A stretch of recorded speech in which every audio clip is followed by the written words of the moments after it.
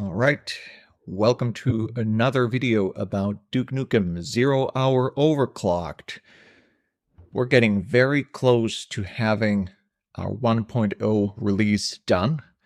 I've got a bunch of folks on the Discord channel helping us test, and today I'm going to show a few things I've fixed based on the reports I've received from them.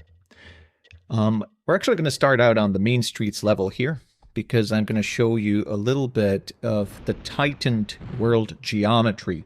Now, let me actually turn off the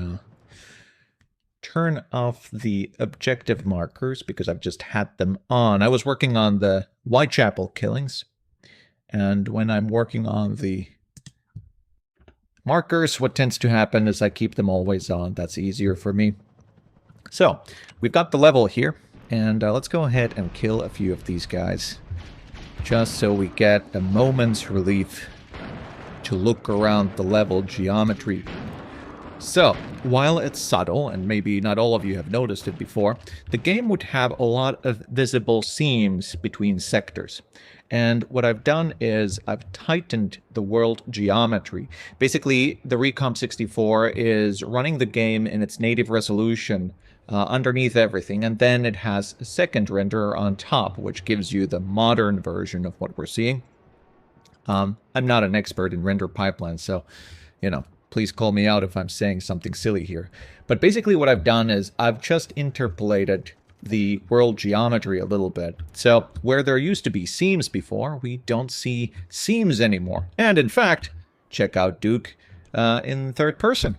There used to be all of this strangeness when you were moving around fast or jumping around, where the vertices of the 3D model would kind of float away from their correct positions, and you would get some really strange looking artifacts, but none of that anymore. So we've got that fixed as well. Let's go down to the street level so I can show you a little bit more of this. This sadly is still not fixed, but a lot of other things are. So we go down here, we fall into the water, and we get to the street level. Let's blow this dude up. Blew his nads off. That was a terrible way to go. So if we look at the street level, here for example, you used to see a lot of seams between these buildings. If you were walking around, you would see a orange seam down these building lines. And by the way, the biggest sin I think the developers ever did were to pick a skybox, which is basically a garish orange color. You can see a little bit of a seam there in the distance still, which is very similar to what you used to see back in the day. You would see these a lot between buildings. You can still see them at certain distances, but you see much less of that. Let me actually go ahead and kill this guy. Here's a great example. This area here used to show the lines around the secret door, which made it pretty trivial to find because you could see these orange lines. And what was happening was that the interior geometry was being cold, and so of course there was these orange lines between these walls. So much less of that left in the game. Just makes it nicer to look at. We will never probably fully get rid of it, or at least not with my skills, but certainly it's nicer to look at now. Also, there's less of that flickering effect. There used to be a flickering effect when you looked up and you turned the camera around. You would see the tall buildings kind of flicker at the top. You still see a little bit of it, especially if I move fast. You can see there in the corner, I can get that to disappear. And this is a build engine limitation. Remember, this is really a 2.5D engine, and so the way it's doing the calculation on what to actually show and what not is a little bit tricky. It's kind of 2D geometry, even if what we're seeing is 3D. And so for that reason, you will never completely get rid of that, but I think it's vastly improved from what it was previously.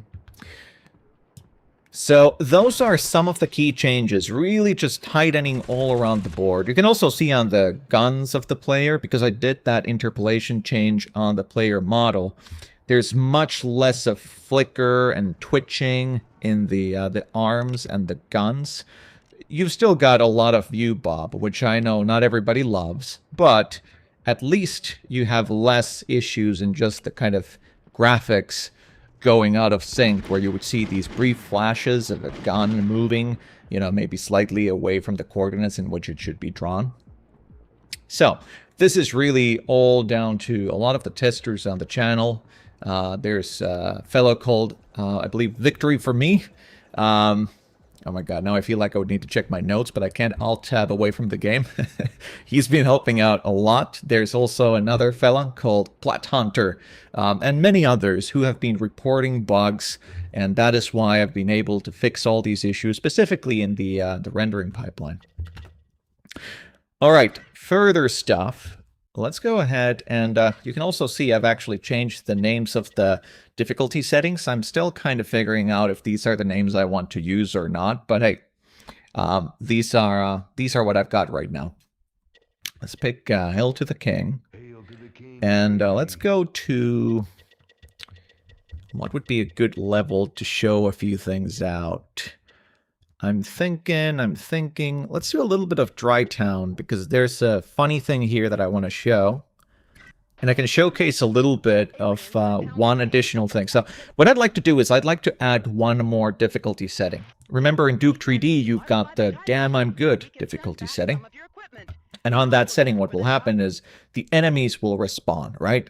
And so I've got kind of a VIP thing happening here. It's under graphics because it makes sense to bundle it with respawning enemies, because the game doesn't have persistent corpses. So I kind of need to have the persistent corpses to be able to do the respawning enemies. So there's a switch now you can turn on. And if you turn that on, well, let me show you what happens. We've got a 10-second timer now, so I'm going to go ahead and just start playing the level. And kill this guy, just like I would be playing normally. So I'm going through these rooms and killing some dudes. And fairly soon, we should start seeing some of these guys reanimate. So this guy has popped up already. And we've got more guys coming in from here. Let's see if we can see... Oh, he's already up. This guy's up already. Oh my god, this guy's up already. Let's see if we can see them spawn. There they go. So the corpse vanishes, and the moment it vanishes, the enemy respawns in. And I think for Dry Town especially, like these smaller levels where there's a lot of enemies and they can basically pathfind to you from anywhere in the level, I think it's just really fun. If you keep on playing the level, I've got the invincibility on, and I've got all the weapons, so this is, you know, I'm not really having a challenge here playing. But if you were playing just regularly, it gets really fun, because eventually the enemies, there will be so many, and they're all pathfinding to you. So if you go to the streets, there's just dudes everywhere chasing you, shooting at you, especially after the hotel sequence. And I think it gets really fun. So what I'd like to do is actually add the Damn I'm Good difficulty setting back. So it would be the same as the hard difficulty in the vanilla game, just with the respawning added. And the Duke 3D respawn, I think, is 25 seconds. I kind of prefer using 10 seconds, but maybe it gets a little bit too crazy. But I could make it so that basically you can decide what is the respawn timer if you use Damn I'm Good. So I think that's one interesting thing. Then let me go ahead and drop myself into third person. This is with FOV. Let's see what we have right now. I would imagine it's like 90. Yeah, it's 90. And so you can see there's a little bit of a change to how this works. So because of those build engine limitations, it used to be that if you went really close to a wall, and then you turned the camera into strange angles, you would lose some of the geometry behind you. And I've done a few different hacks to make sure that that doesn't happen. And now, most of the time, you should not get any artifacts. You will always find ways to do it. If you like go to a specific angle and then you just keep on like nudging the camera into it, you can surely get it to clip into geometry, and then you'll see some of the sector walls disappear for a moment. But I've hardened it significantly. Now, there is a downside to this, which is if I go into camera and I make the FOV something quite extreme, like let's say 110. I mean, if you want to play this way, sure. I mean, more power to you, but you will see some artifacts. And even still, I've had to make all sorts of little changes. Actually, I'm seeing a little bit of level flickering happen here, so what's probably happening is because we have all these enemies, and we have such a long view distance, the draw list is getting too full, and so the game will, in certain frames, actually drop some geometry. See, this is what it's like when you're doing these live demos. I don't script these things, I just play and I show the stuff that I've been working on. But so, you can see now if I look high up, the camera will pull much closer to the player. If I look down, it will pull closer to the player. And it's actually not just zoom, it's also the FOV. So the FOV is actually getting more narrow as you get closer down. And I do that to prevent the ability to create these moments where the camera would glitch out. Now, it does mean that it's a little bit wobbly. Like if you're looking around, you're going to get like, oh, fisheye, and then like back to a more reasonable FOV. But I think that's the price for allowing such a high FOV in a game and in an engine that for sure was not designed around it. You have to remember the vanilla FOV, I think, is something like 60. Let's actually go ahead and drop this to that. So, like, this is what you are supposed to be seeing. And honestly, I think it's much nicer this way. But if somebody wants to, they surely can. Oh, did I see some calling there? Oh, no, I didn't. If somebody wants to play with a much higher FOV, I want to support that. I want to make sure that everybody gets to play their way. That's the whole point of the mod project. So, let's freeze this guy. There we go. There's certain debris, by the way. Some people have reported this. I think this happens with wood debris as well, where they don't get their physics applied correctly. I'm not completely sure yet what's happening with that, but I haven't really looked into it either. But you can see it here with the eyes. It is something that's on my list, though. So we'll go ahead and fix it. Alright, I'm going to show you at least one more level. I'll show you the Whitechapel Killings, because that's the one that I've been working on the most. And let me go ahead and turn off some of the cheats here, so we'll actually play it as it is intended to be played. I'm going to drop the third-person camera to something like 90 as well. And I think you'll see an obvious change once we start playing the level. I'm going to play on clobbering time because I'm going to be pistol starting because I have not properly unlocked the levels in this build. So let's take the Whitechapel Killings. This is the level where Duke is in, I believe, Victorian England. And I'm going to pistol start. And I'm going to go ahead and get some ammo. There's a lot of ammo in this level hidden in all of these crates. And this is a zombie level. And by the way, here's a cool thing. I can't remember who noticed this. This is somebody on Discord. Apologies for not remembering your username right now. But look at this. These guys are Goombas. You can just jump on top of them and squish them. And I think that's vanilla behavior. I can't come up with any reason why my modding would have introduced that. So I actually think this is how the developers intended this, and I think that's a really cool, funny little thing you can do, especially if you're pistol starting a level with a lot of zombies. Being able to squish them, I think, is really funny. Oh god, I forgot. I've got the I've got the respawning enemies on. Oh no. Let me quickly turn that off. Where is it? Graphics and respawning enemies off. Oh man. For a moment I was like, what's happening? Why is this guy back? Alright, we got more ammo though. So let's kill these zombies. And by the way, the zombies used to cause quite a bit of slowdown, like a performance spike when they were jibbed. And I've adjusted that a little bit. I think the reason for that used to be that they would spawn double the jibs that a normal enemy would, because they would spawn jibs already in the vanilla game. They were actually one of the few enemies that would spawn jibs. And then my code added more jibs in, and that caused a lot of just downstream processing for the blood and the jibs. So that was a bit of a bummer. I need to still check on some slower hardware, maybe the Steam Deck, because that's where I would see the most slowdown. But I think you can already notice that it's improved. even in the Windows build I'm playing right now. I'm playing on a relatively beefy PC, so sometimes I just don't realize if I'm doing something that's a little bit too expensive. Let's kill this dude, take his head off. And then we've got a few more zombies in here. Get this guy, get this guy. Now I got the breastplate.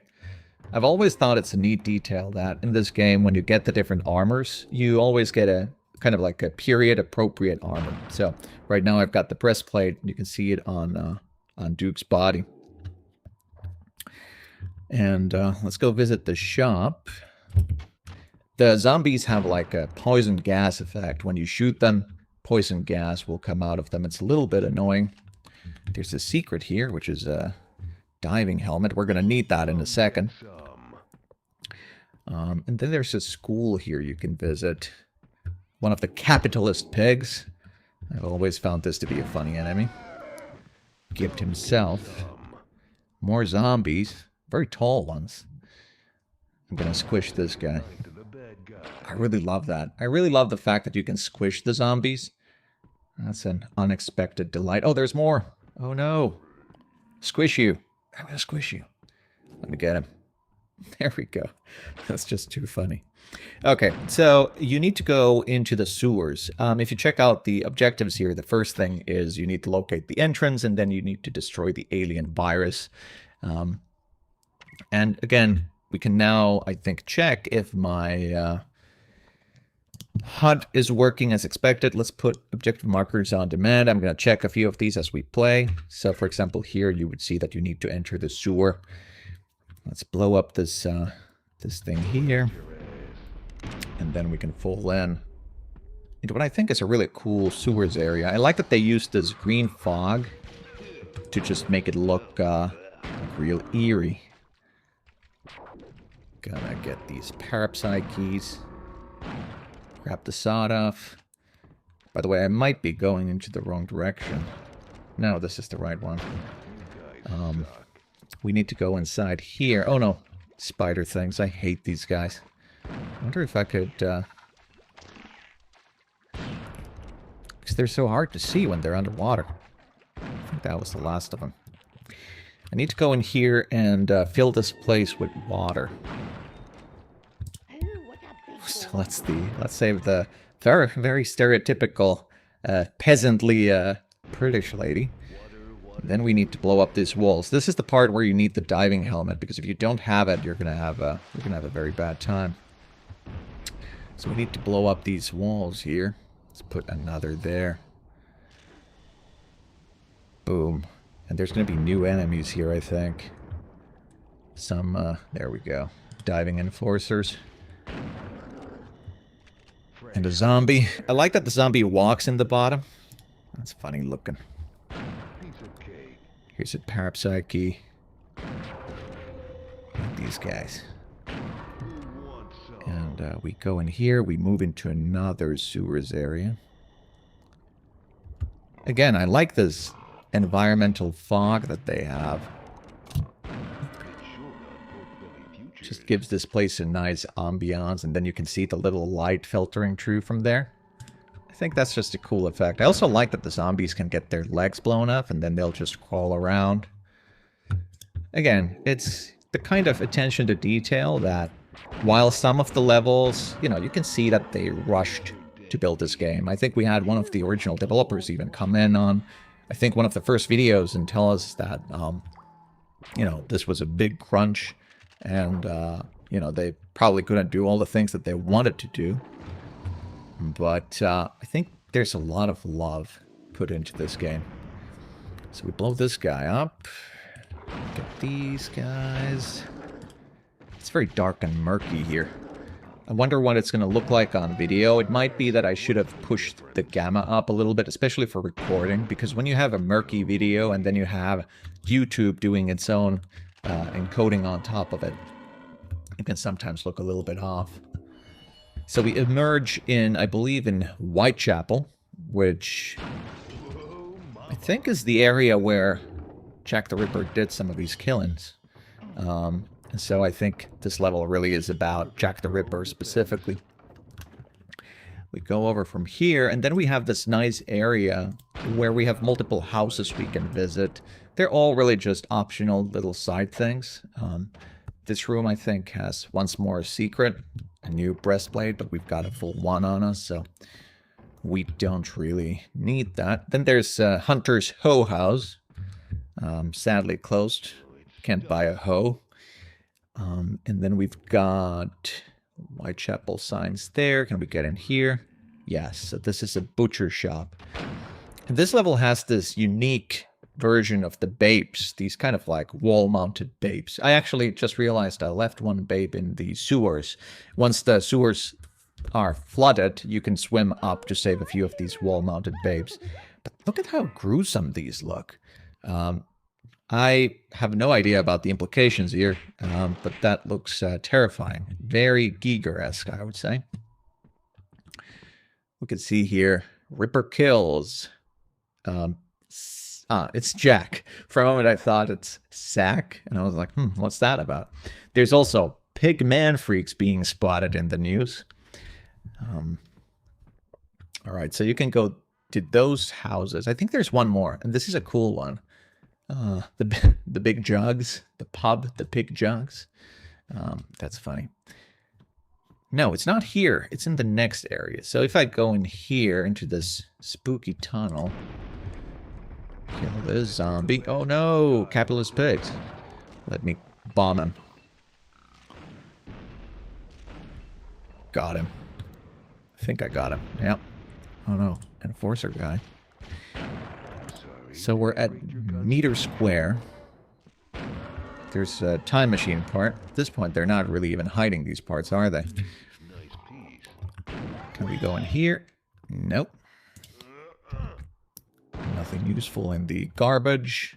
Okay, so we've got another square area here, and I think here we have a really cool secret. So you've got these houses. Here's one, and let's see if there's a secret here. Of course there is. An atomic health. I like how they did the front of this building, because if you've been to London, you know this is how the townhouses look. Like they have these interesting kind of, I don't know if it's why they have these recesses here. Probably somebody who's lived there would be able to explain to me. But then they have these kind of iron fences around them. And that's just how they look in London. You've also got a little manor here, which we sadly cannot enter. But nice little yard and fences around it. So this one is a barbershop. And if we go in, we've got a zombified customer here, which we can just take out. But there's a secret hatch here. And, oh, let's see if the light switch. Oh, it works. Cool. We can go in here, and I think if you use it just right, you get into the secret basement, where you can see that somebody's just been butchering people. You've got these corpses in these bathtubs. You've got these barrels full of human parts. And I think this is meant to be something like an Easter egg about that movie and that musical about the barbershop owner, the barber who's killing people. I keep on forgetting who this guy is. I think there's a movie with Johnny Depp.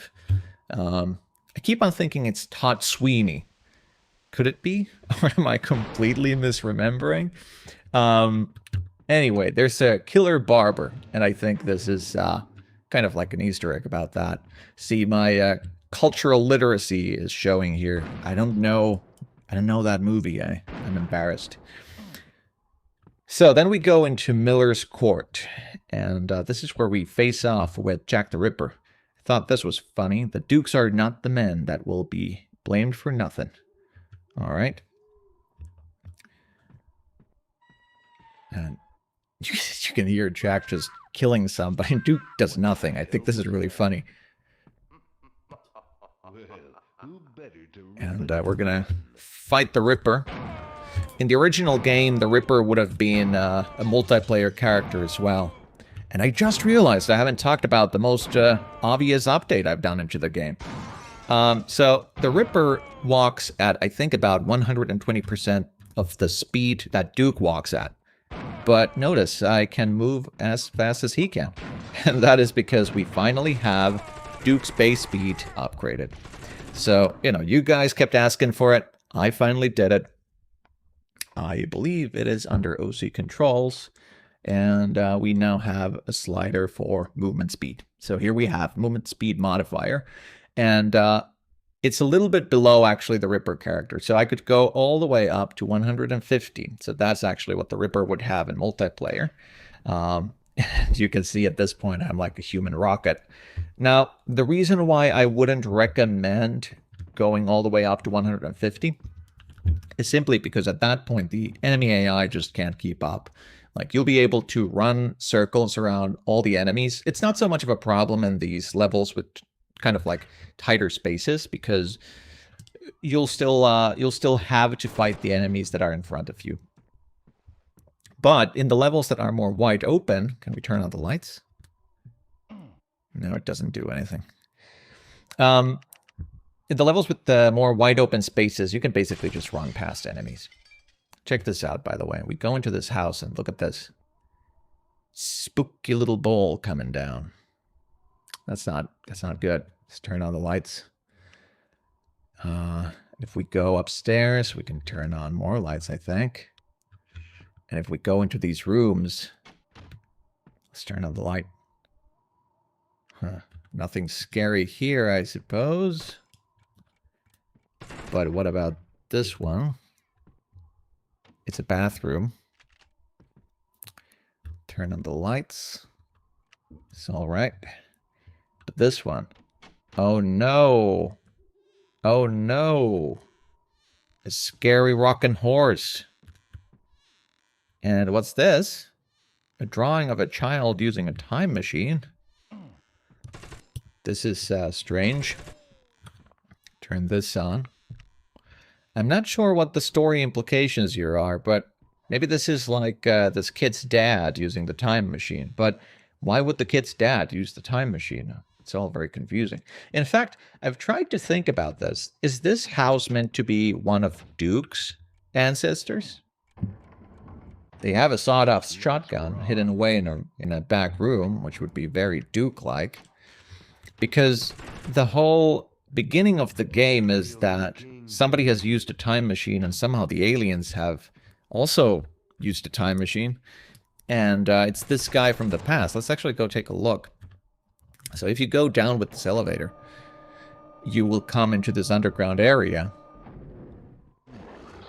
See, this is the time machine. This is the whole kind of inciting incident of this game's story. So you've got the time machine there. You've got this alien guy who I assume... See, we just destroyed it. So it was Duke who destroyed the time machine. But this lizard guy apparently had just shot this guy, who I believe is the person who built the time machine, who must have lived in that house above. And so this weird time loop, is this Duke's ancestor or just some random guy? Honestly, maybe I just have too low IQ for the story of this game. You know, it's kind of like an Inception, Tenet kind of thing. So probably somebody smarter than me should really think about the story that they really worked hard on back in the day, and then explain it back to me. So we destroyed the time machine. So that's the inciting incident of the whole game. We kill this guy. We enter some more sewers. And I find it's interesting at this point, the objective has changed to find and kill giant Parapsyche, which is, you know, it's a good objective. It's just a little bit funny that it just suddenly changes to that. It was never really implied there's going to be a giant Parapsyche.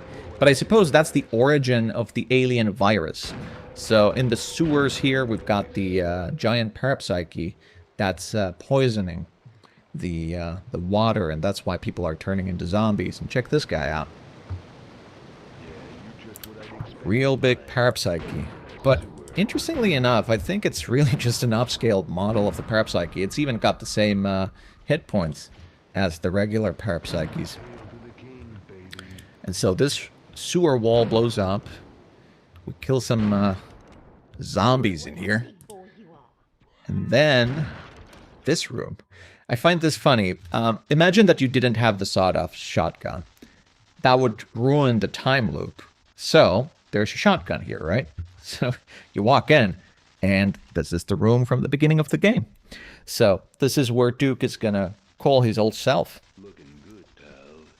Who the hell are you, my evil And it's exactly the same conversation, except it's backwards. And I like the attention to detail that the zombie is gonna walk in. aliens have traveled into Earth's past to try And this past Duke is now gonna shoot him over his shoulder, just like he did in the opening cutscene. There he comes.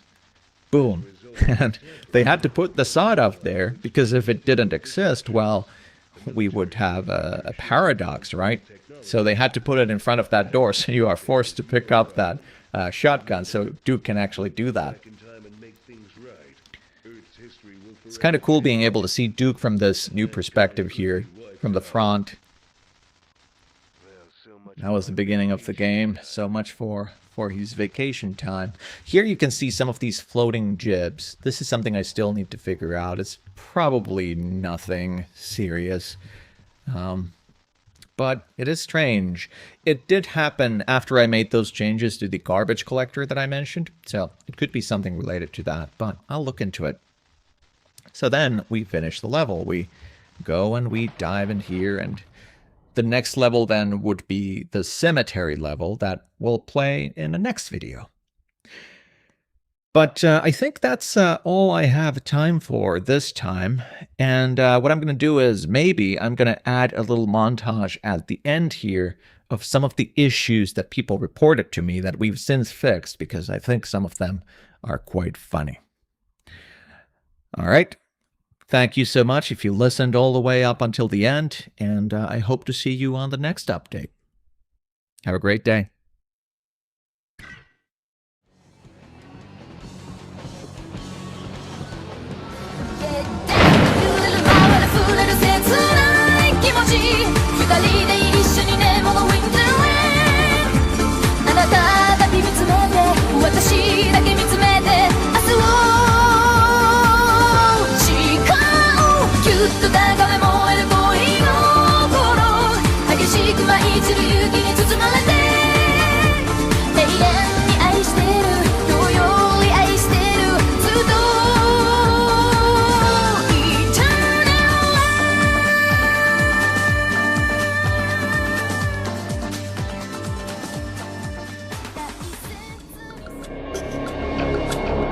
Come on, time for a jailbreak.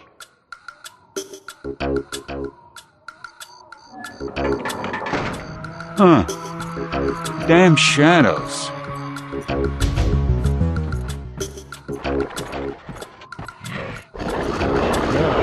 Hang on, I heard something. Guess it was nothing. Movement, sir, movement! It's right here.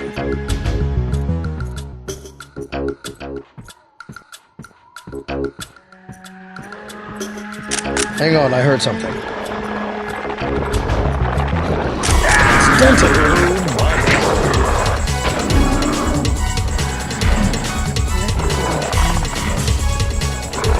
Don't worry, saving chicks is what I'm all about.